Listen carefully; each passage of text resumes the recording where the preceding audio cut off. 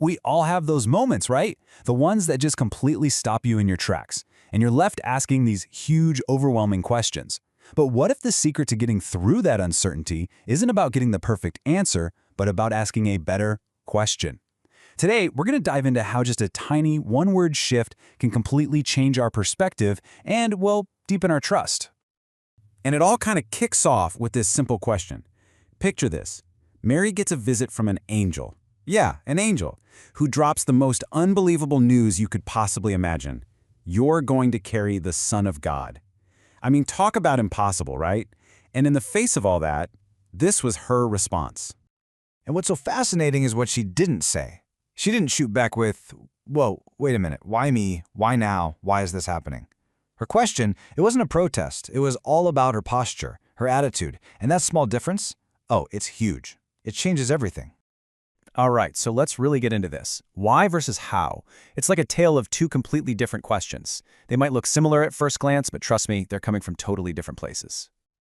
So think about the mindsets behind these. The why question, it demands reasons, right? It's like looking in the rearview mirror, trying to figure out the logic of the road you've already been on. But the how question, that's totally different. It invites a relationship. It invites trust. It's leaning forward, looking out the windshield, ready to be a part of what's coming next. And let's be real for a second. We all ask, why? I do it, you do it. It usually comes from this deep need we have for control. We want the full schematic, the entire blueprint laid out in front of us before we'll even think about taking one step forward. It's like we're demanding to understand the whole plan before we'll agree to be in it. But the how question, that's a game changer. It signals that you actually want to participate in what's happening. It's a sign that you're ready, that your heart is open to being involved, even if you don't have all the details. It's basically saying, okay, you got it, I'm in, just tell me what my part is.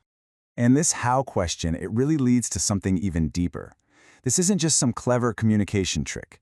It's the posture of what you could call a servant's heart. It's what surrender looks like in real life, in action. And this is exactly what Mary says next.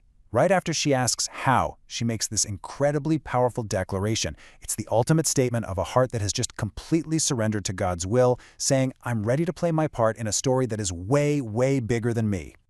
When we start to adopt this kind of mindset, it really changes us from the inside out. It softens our hearts, It pulls us out of that defensive crouch we get into. It's a constant reminder to trust. It keeps us listening, keeps us watching, and it prepares us for God's Spirit to show up and work in ways we literally could never have cooked up on our own. And here's a really powerful idea to hang on to. Faith doesn't need all the answers to thrive. Actually, it grows in the gap. That space between what we just don't understand and what we know to be true about God's character.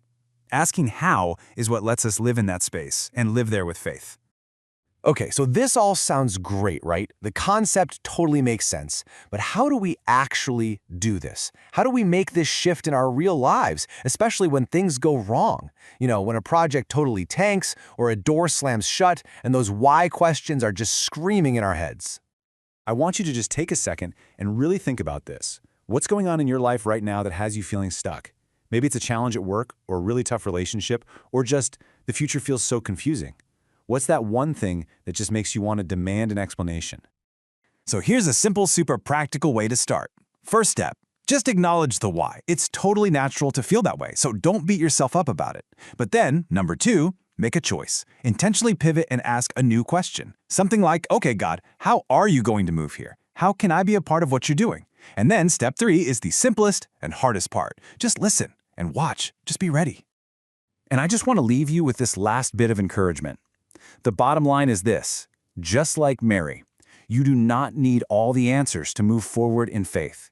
You don't have to have it all figured out. All you need is the willingness to take that next step, to lean into the relationship instead of demanding all the reasons. So I'll leave you with this question to chew on. If you decided to just set aside that big why question that's been holding you back, even just for today, what how might open up for you? What new way of participating in your own story could you start to live into? Now that's a question really worth exploring.